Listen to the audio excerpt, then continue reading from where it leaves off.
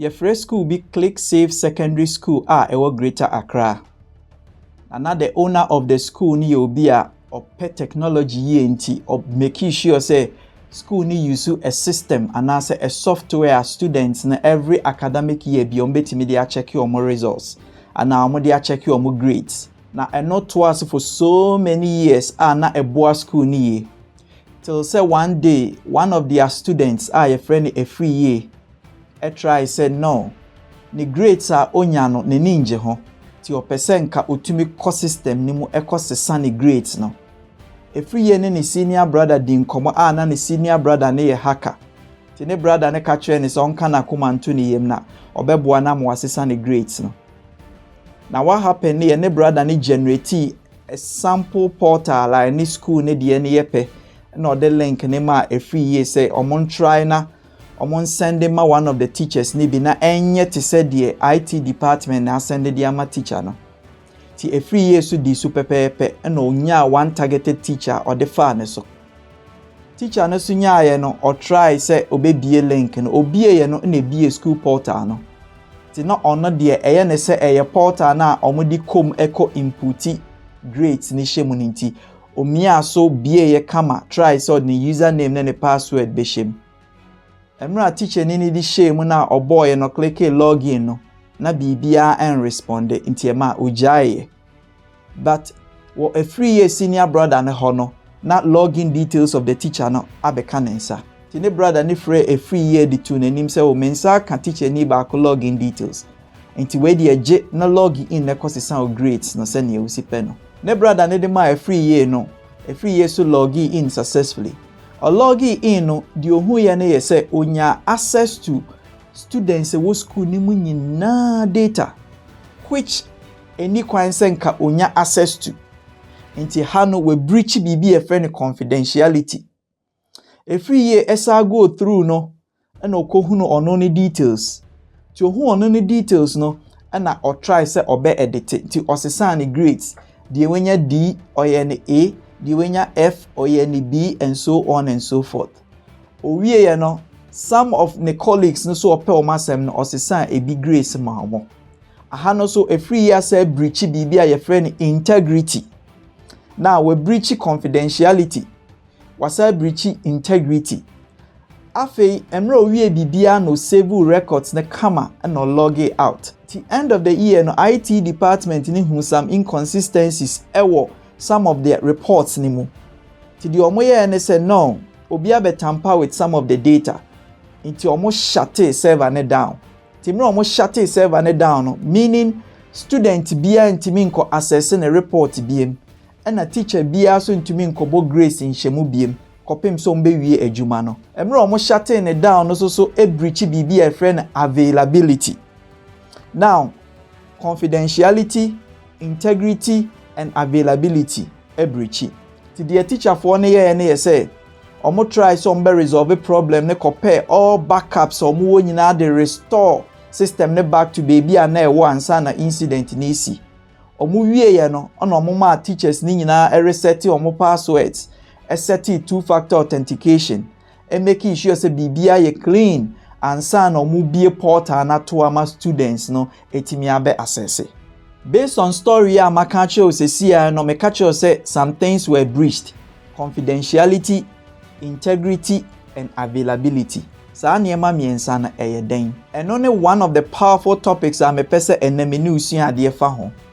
Ti mesrel say je wakonya no munsio ni ensua de. Mepa o chel say unsubscribe to this channel ClickSafeAcademy. Subscribe sesia, like, share, never comments to her. We a platform ye break it down the nitty-gritties of cybersecurity. BBBF for cybersecurity who be ti sa on subscribe ya subscribe sesia. Se nena unhia dachi be hia subscribe na share na afoforo so nsantimi nka video yibi. And the topic number 2 din say the core information or cybersecurity principle. Because the core information or cybersecurity principle a den. A principle be a ye use to boy and data hobine. Because yes, cybersecurity a way ye boy and data hobine digitally. na before bebo data ho ban digitally no we nya bibi an guide wo a untumi mbo data ho ban eno na de the core information or cybersecurity principles na ba into existence. In cybersecurity or information security no there were 3 core principles eno no any kwan se we do away with miensa. Your friend is CIA Triad. CIA Triad. Because the CIA Triad na C no stand for confidentiality, I no stand for integrity, and A no stand for availability. Confidentiality, integrity, and availability. Into CIA Triad. Triad no say a triangle. I no triangle form. Ti CIA.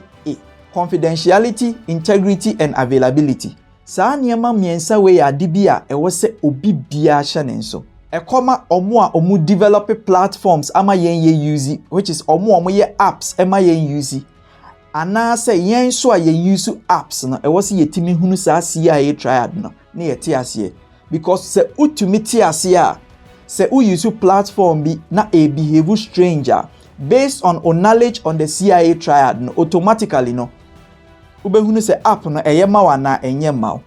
Inti sa CIA Triad no positive and hackers no so go against that CIA Triad no. Ti bibi aka se confidentiality, integrity and availability no hackers ne de omu go against sa de no. Ti wose yetimi ti ase yi na yetimi de boy en ho ban se na be ye share application bia na se match with that CIA Triad na yetimi ehunu kwan e be fa so ye be take yen decision. Now you best start with the C, which is confidentiality. Mesrel for pen no paper ni yensua de. Confidentiality in the CIA Triad na den. Yenhwe yen screen so. Ye ka say confidentiality or say only authorized people can access sensitive information. Data accessed by only those with the right permit. Now the mekan na se kire ne saying who use application and now who online was signing up to any application. Bit is a TikTok, a bit is a email, a bit is a banking application. Now, so banking application na wo phone so who using and as a bank na call na wako be bank account ayama app say use for check your balances and so on and so forth no. Confidentiality nature say wo access to see that information. That information na ubie mu no wo access to it. Confidentiality. Ti yemfa ne say we be a bank account. Ubi a bank account yama portal out to be the com ekoye transactions. Ubi a app ni mu no. Say wo account no. E wo se ubi a utumi hunu o balance and o personal data. Obi a ono so betimi hu o balance no personal data na bank no. Ti sa 2 people no na wo access to see your personal data. Inti se me be account or bank na se me login in or app ni mu na se me bie ye no based on me login details me call ye no information ne balance na e wo ho no enya media. That means confidentiality e breach. Ti confidentiality ye ade a eye wo dia na wo access to it. Wo no wo access to sa data. O login in into your momo o call ye o balance eno na wo ho. Confidentiality. O login in into email. O call ye no u email se wo ho pepe se ne osi ja ne bia be kan confidentiality. O login in ewo Facebook. O call ye no profile na ubie na eye wo profile na wo hwe confidentiality. Na se obi foforo etimi betampa u data no na afa ukom na nya u data no na uhu a confidentiality no e breach. Ti eno so betimi ayen two folds. Either say wo no hacker hackeo and now say hacker no wa hack the platform na we use. Mamemo another example. O WhatsApp platform. And I was set password e dia to WhatsApp say open out to me be WhatsApp na ko check WhatsApp chats. O set a password no utumi kom e ko check ya confidentiality. But obi foforo onye authorized to see wo chat no etimi borra o chat ni mu a we breach confidentiality. And no ana hackers ne ye. Ti sa obehwe yen story na ye started with a free year. Emra a free year nya no she ne se opese osesa ne grades.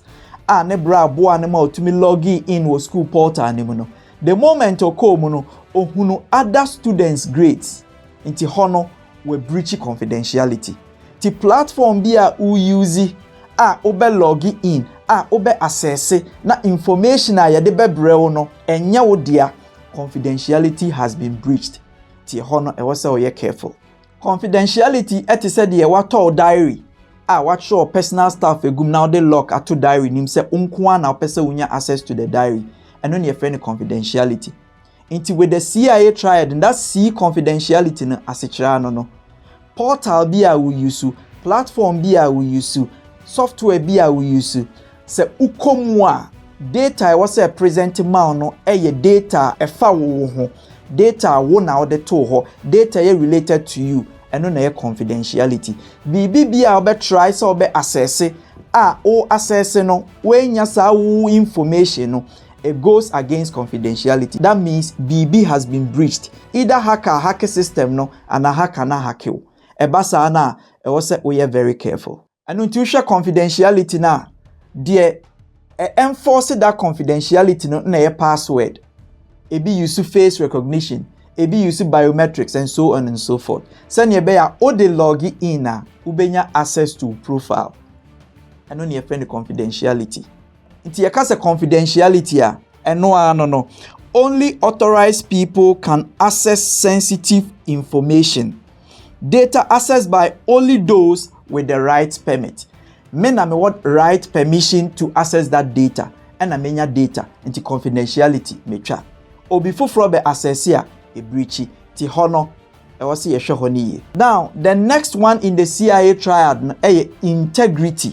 Integrity ye den yenhwe yen screen so. Integrity chere say data must remain accurate, complete and unaltered unless changed by authorized people. Yen taking ibiem. Data must remain accurate, complete and unaltered unless changed by authorized people. Now, the confidentiality eremu ye ryan portal mu ye ryan software mu ye ryan social media mu ye ryan banking app mu no data profile bibia ye media kama me pesa me send sika ma Kofi. Now me send 50 cedis ama Kofi. Me send 50 cedis no Kofi receive 5,000. That means it has been altered or it has been tampered with. Because unimsa will send 50 cedis. Ebane send a receive and receive 5,000. That means BB air koso. That is one example. Now, o send Momo ama obi. Momo ne ewa say 1,000 cedis. Usu nimsa will send 1,000 cedis. Nipa ne so free was send 100 cedis. That means integrity has been breached. Into integrity the change na ni data na ewo mu no enye intact. Send ye usija no hwa. Me balance ye 7,000 Ghana. Me check me balance me 7,000 Ghana ne wom. Integrity on point. Yansha another example.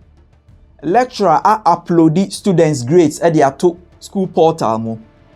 Integrity chere se Kofi nya A amanya B we nya D. Send ye lecturer ne de share system ni mu na Kofi be check the results na e wo se ohunu the lecturer ne de tu mu pepepe. Se eye sa pepepe, that means integrity yetwa. But se Kofi be check in the results, se lecturer ni ye ni A, and obi be tamper with the data na koye F na, that means integrity has been breached. Inti cybersecurity sin de omo ye ne say, one, ade omo ni access to, opese onya access to, confidentiality. Now, onya access to the data ni we are, or be tamper with the data, or transfer security through account mo, we breach integrity. Ti wo account na sika ne ya odia no obi abemu aba be yie free mu without wo authority. Ti integrity has been breached. Ti say we use portal bi, we use platform bi na say day in and day out. Unim so account bibia is say bibia is secure but numbers na wo account ni na profile no obeko na bibia sesa. Check the integrity.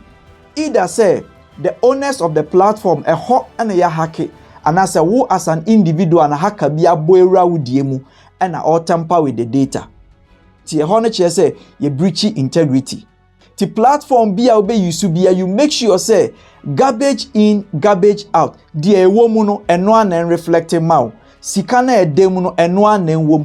umomo balance sika udi tu mu ene no ochina wo check e wo se eno a na wom se bibie free so a integrity e breachi se pepepe a that means ye twa ti ye ka integrity a etese de wato envelope na ode letter ashem na wasili usili ye no upie sa wo kwa ba obaye ya letter na no that means integrity no has been breached usili ano adan ya te ano why na te ano ti ho no you need to ask yourself questions. It is CIA Triad no very important. Confidentiality u data na ewom no de wo access to no eno na call ye wenya eno ne ya present ya ma wo. Confidentiality data na ewom no obi ansesa ahwe wom. Integrity. Now let's move to the third one, which is availability. Yakasa availability den asichirani information and systems should be accessible when authorized users need them. Information and systems should be accessible when authorized users need them. Now, ma sign up to any platform like TikTok, like Instagram, and so on and so forth. The moment I may be account or sa platform na na say the moment I may be account or bank or mama me internet banking say me log in na transaction no. All the time I was say available mami. The moment I may be a platform no na mami access and as a server down and so on and so forth. Now one platform a whole month untumi nkom enko sendi sika untumi nkom enko sendi mail untumi nkom enko check your profile and so on and so forth. That means availability ni ho.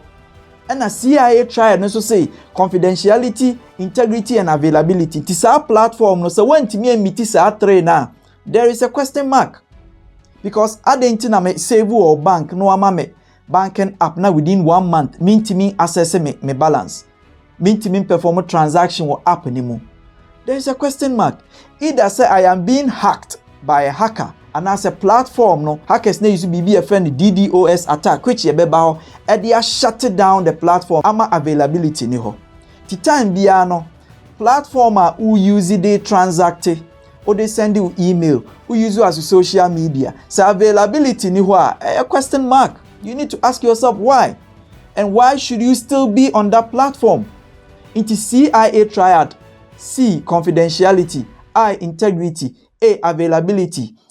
3, no problem ewo ho a platform chrono so ntumi miti sa 3 na message section ho ana say platform no ntumi miti 3 na check wo so ho ebia you've been hacked. Another example of the availability suni your hospital platform and a hospital software patients aba ebi ye surgery ebi take medication ebi we emergency na omo records nyina wo database ni mo platform nim na within a full day and now within 3-4 days system number down yenya access to it, staff yenya access to it, customers also yenya access to that platform to check their reports. That means availability ni ho. The availability ni ho a question mark. Either as a problem number system na ho and as the system has been hacked and as a who individual no check ho so also why a hacked sene beya ebeboa ama watoto ni ama kama ti CIA Triad no very important. Hackers no one side and a cybersecurity experts no so one side. Inti cybersecurity experts ni make sure say confidentiality be adwuma ye feed you with wow data odi atom hacker no so be boy without your knowledge no abehwe. Confidentiality, integrity ye make sure say o balance ne sika ewom na eno an ye present amount oba mu no hacker and as a cyber criminal be ma be transfer o sika efrima ma balance ne to ate. That means confidentiality e breach. Availability, platform crona who use no unya access to it biem untumi check you email 1 full month untumi access TikTok for a whole month. That means something is wrong. Say with the main company na with the problem with you. The CIA Triad no should be something na ebe kan all the time. Send ebe ya ebe guide you ama bibia aye kama. And when you link it to a 3-year story from the beginning of the lesson now.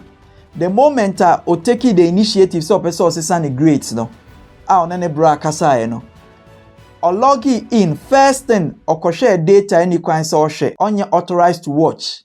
Or come ohunu other students grades. that means confidentiality a breach. If we no editing grades no, that means integrity has been breached. Afemra IT for no finding out say almost system nenya problem no. Almost shut down the server. Almost shut down the server no.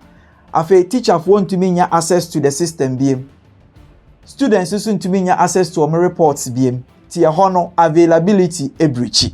Ti CIA Triad oti obebia, that is the meaning.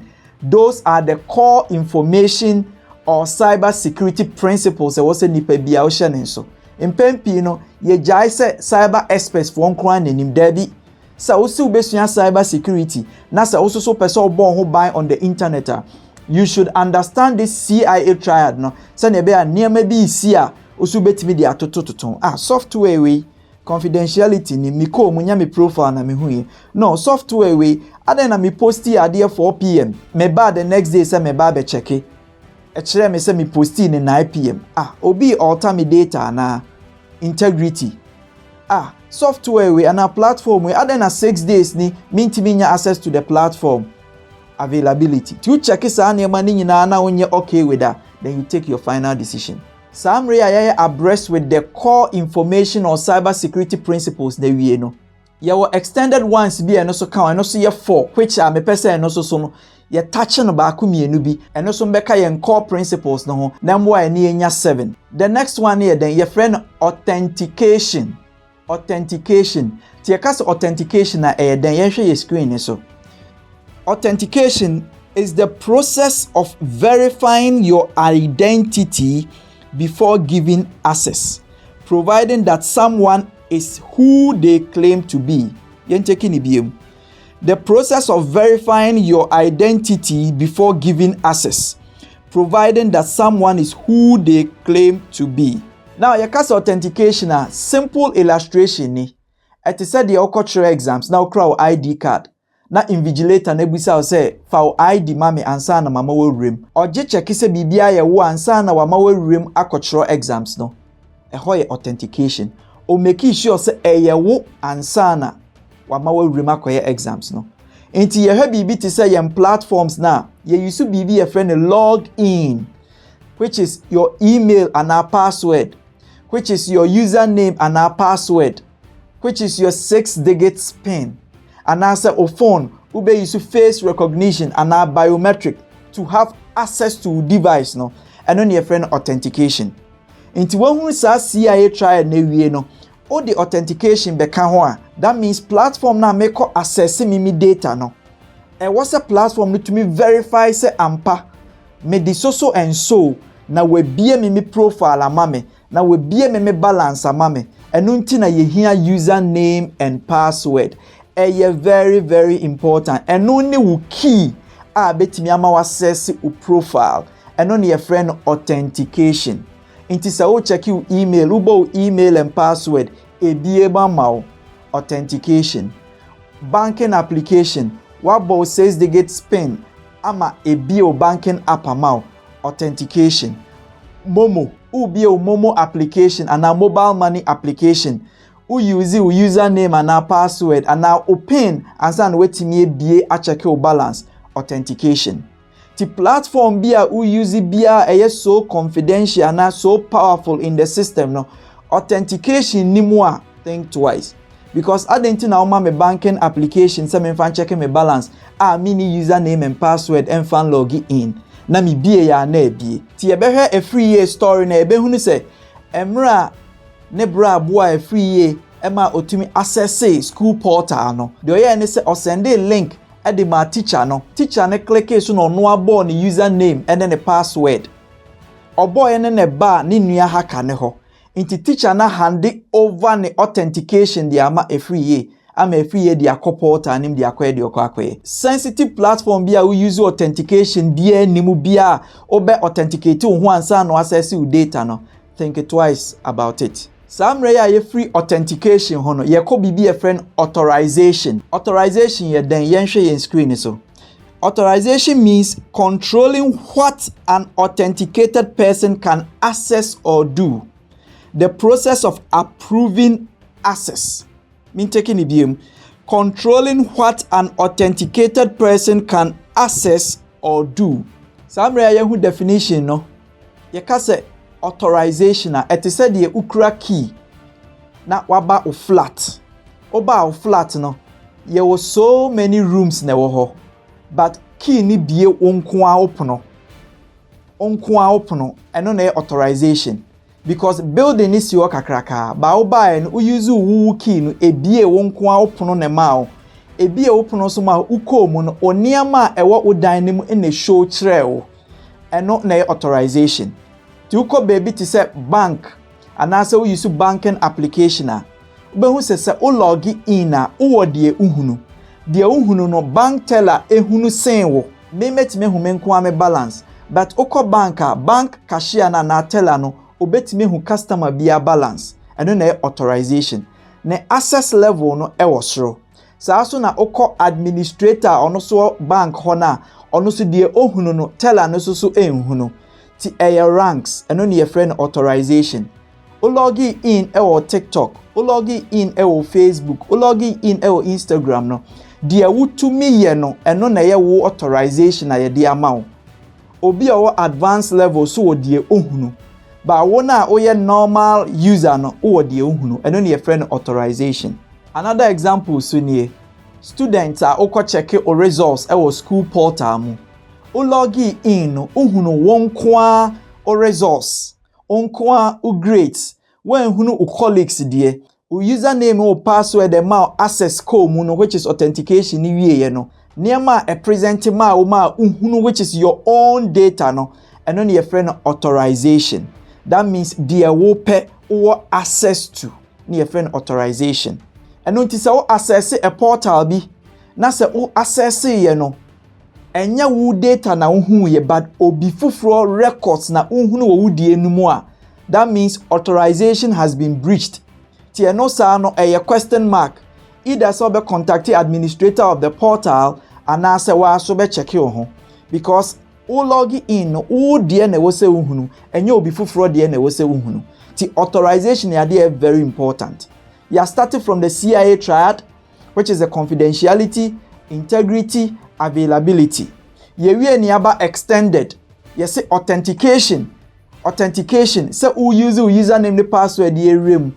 Afe yaba authorization, which means dia utumi hunu, dia utumi access, dia utumi play with our portal nim. Eno na yawo authorization. Eno ti se na misika no authorization no ti se de uwo key waba flat mobile waba onko outside wo de bie wakọ wo dem koi oniama wo mpepepe uko mu na se oniama na nye intact se wo de na wo se o check yourself ana se o check platform no ebetimi aba se bibia akoso a na eni kwan se esi. That is authorization. Now samre ya free authorization, the next one ye be tackle ye bibia friend accountability. Yakasa accountability a den. Let's also have pay close attention to this accountability. Or say every action should be traceable to a responsible person or system. The process of tracing actions to the source. Me taking it every action should be traceable to a responsible person or system. The process of tracing actions to the source. Aha, very, very, very important. Accountability. Ete said the yaso CCTV camera esi uso ewe adwumam na bibia uye bia e monitor. Accountability. In the platform na u use no, there should be accountability. As it saying, ete say CCTV. Bibia o platform ni mo a uye bia no traces wo ho. Time a udi call mu. Time a udi free mu. Time a o sendi sika. Time a o sendi email. Time a delete BB, and so on and so forth. Accountability in progress. Aha, and a time biana na ema me so surprised say cyber criminals, especially omo these scamming activities no. I'm not sure say omo ya aware of this. Ti ubehun say obi wo ha obey scamming activities a check for so many years, but within one day na ye didn't trace bibia ba simply because platform na u use no say a authentic platform na se omu use sa core information or cybersecurity principles na they build this application na se o dey perform scamming activities no trace ewo ho bibi bia we bia na digital blueprint ne wo ho ti emma wa adwene nya o se makọ software ni mu makoye sei nti eno ano no. Platforms are end user accountability ne there. That means they are not following the principles and yet platform are trustworthy.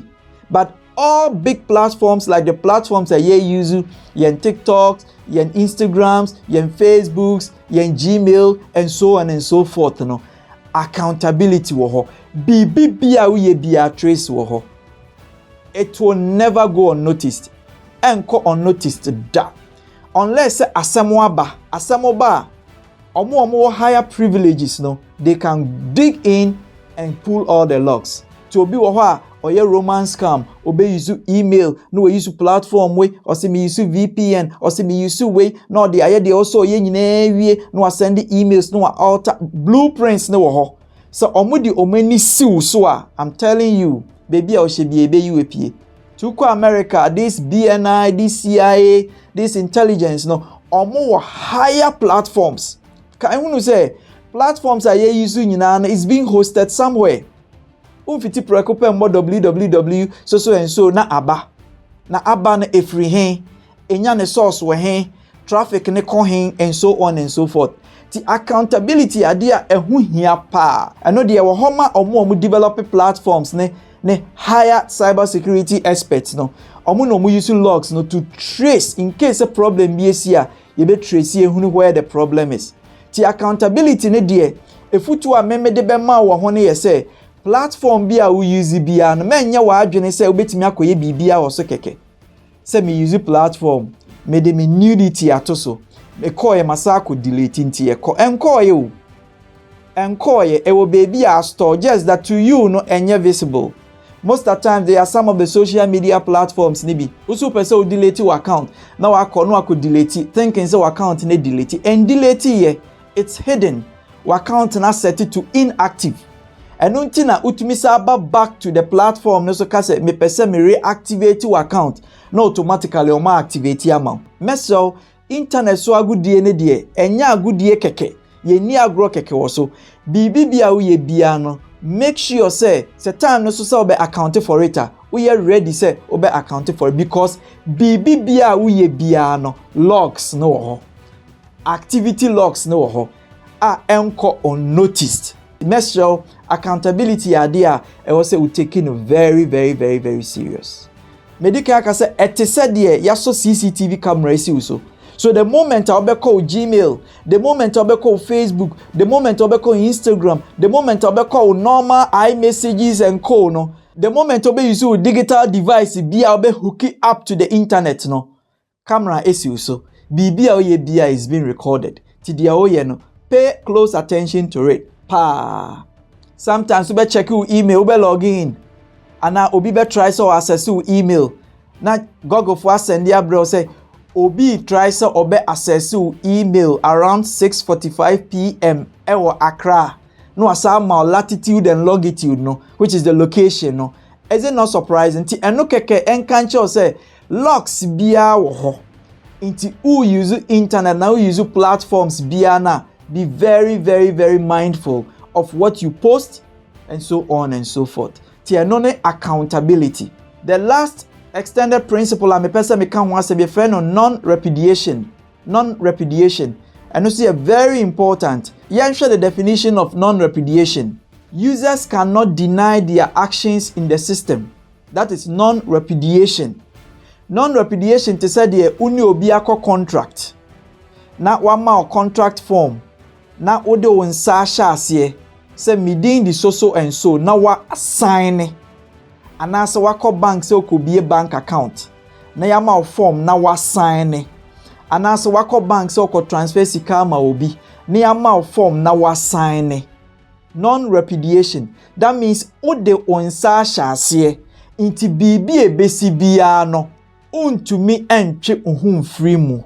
Most of the times, platforms are using and so on and so forth. You read the terms and agreement. And no one say yati se bibi di so and so. Ne ako sign up ne start using. wako platform it is e-commerce wako toniama otoniama utia sika na automatically no na a generate electronic receipt in your name say ona wotoye ti una wotoye we using your transaction aden na ube deny say enya una wotoye non-repudiation it is very important and until na most of times no severe say who use platform via internet so a ubebo ohoban ye now we take that CIA Triad into consideration because niema making assuming say your platform and a cyber criminal AG free winsem or G free winsem and or transfer sika was free wo account mo or transfer ye no and or the koto tuo so the kodi bone ti or transfer free wo account mo and or the koma obi oton tuo ti at the end of the day no say ye trace a ye behunu say sika no free wo account mo and e call criminal no ho ti at the end of the day ne ento se untwitwa ho se enye wo ano na aye serious ne ya say udin inti on the internet take it serious and unti CIA Triad no very important we see taking it serious confidentiality integrity availability we are near about extended ones no you say authentication authorization accountability and a non-repudiation very important ti compared to a free year story na ye behunu say emra a free year decide say opesa osesane grades no one ne bra haka ne di nkomo no ne bra ne ma access ma teacher ni use link no providing the login details ne ma no a free year login in okohunu other students grades that means we breach confidentiality o breach ye no ono asa kom no kohwehwe ono no grades ana o edit ye we breach integrity now o edit wie ye na oja hokoye no IT fo no so baaye no ena mo behunu se no bibi nkoyie den na ma mo hu se bibi nkoyie accountability any non-repudiation because one ye hu se logs bi wo ma eche se obi ekomu ekosesa grades no now yen kan hu se every year use teacher ni account ti teacher ni no na a link to the logs ne say ono na akọ edit every year grades no but notwithstanding na enye ono a ti mra teacher ni no so edit link ne kire omo say onya link bi say no mu hu say a phishing link redirect every year to another portal releasing the login details until without the logs no anka IT for no so ntumi hunu say the data has been tampered with ti mesrel CIA Triad na yesua no ehu hia pa say who use obi platform use the CIA Triad to judge or to weigh it banking app yi mikomwa minyam information sene city ana ane confidentiality mikomo me bank balance no ne transactions amaye nyina no statement ne kire se de meye na no ana integrity wecha now ukoye next one so availability de bia ubebie portal no u access a eba time bia ubebie login ubie eba time bia obe check umomo balance ubie eba time bia person ko school management software ni ubie eba wecha availability now ne aba extended ones no which is the authentication platform now ukomu keke anase we use credentials na dikomu me use credentials na dikomu which is username and password and besides use two-factor authentication that means authentication wecha authorization me komu no me hunu miami details anase me hunu obidie me komu no records bibie wom na eye de wo se ba me ho de wo se mi na me hunu ana say ye no ade a perfect wecha authorization perfect now accountability hono na admins ne come in na me so me catch us say bibia uye bia no locks wo ho every serious platform bia obe use bia na every powerful platform in the system bia no locks we chiri ti bibia your platform ni bia you careful who use email the scam you be careful because locks wo ho ochina bi benye wa adwene say me send email and na me delete nti enkoye locks no wo ho e delete ye obebi akoda ete said de we delete bibi free computer so akoda recycling bin wa adwene ye o say ko no asa ko empty recycling bin adenti na o ko empty recycling bin na o say hunu say file na e free so no eye confidential file ma no o koto software bi e friend recovery files a o di begu computer so a file a wo delete free hard drive so permanently ko yi buy. That should tell you say enkoye ewo baby just say unim die na ndru ho. Accountability. The platform be how you use be and be mindful of how you use it. Say ne be ochine bi oho ba asem na authorities pulling records from that platform and go against you. Last thing here, non-repudiation. O de wonsa ahye. Eti said the sign contract de wonsa ahye. And now wako be a bank account assign and now oko transfer sika or bank. Now de wonsa ahye say me na ma authorize. Ti say ono authorize ade na BBC ye udi na say nya ono authorize ye. Into non-repudiation very very important. I believe say na wesua ade. Misansu gidi said the usua and what ye concerning CIA Triad and then the extended principles. So won't be biasia betimi a drop it in comment section ho. The onti asie no fato ho yebe you are no kama. Now Facebook so unsubscribe to this channel. Message also subscribe we see na ohwe sene yem path ni si kwa. You can imagine topics are eba. You can't afford to miss it. Topic are eba emu ye drew ano eden. Ti message also subscribe and then put na mpesa obehwe another time ebeboa. Send a bell bit making reference in the near future. Aha ClickSafeAcademy. Ye di breaky the nitty-gritties of cybersecurity. Things related to frauds, things related to security, things related to BB or the bebo ho ban. As your slogan goes, think before you click. ClickSafeAcademy. Think before you click.